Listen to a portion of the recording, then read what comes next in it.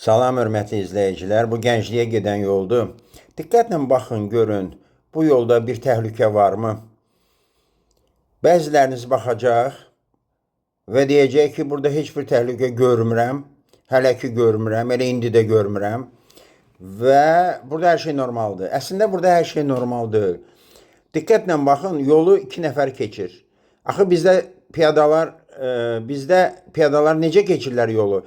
Əvvəl yavaş-yavaş gəlirlər, ondan sonra birdən-birə qaçırlar. Və burada nə ola bilərdi? Əgər biz sürətimizi azaltmasaydıq və torumuza ayağımızı qoymasaydıq və bu ağ maşının yanında olsaydıq, birdən piyadaları qaçsaydılar, sizcə bu ağ avtomobilin sürücüsü nə edəcəkdi? O dəqiqə sükanı sağa fırladacaqdı. Kimi vuracaqdı? Bizi vuracaqdı, əgər biz onun yanında olsaydıq.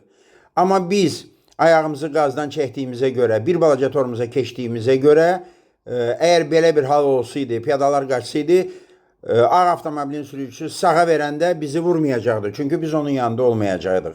Belə nüanslara mütləq fikir vermək lazımdır. Biz qəza eləyən kurslarda yüzlərlə, minlərlə belə incəlikləri tələbələrə öyrədirik. Diqqətinizə görə çox sağ olun.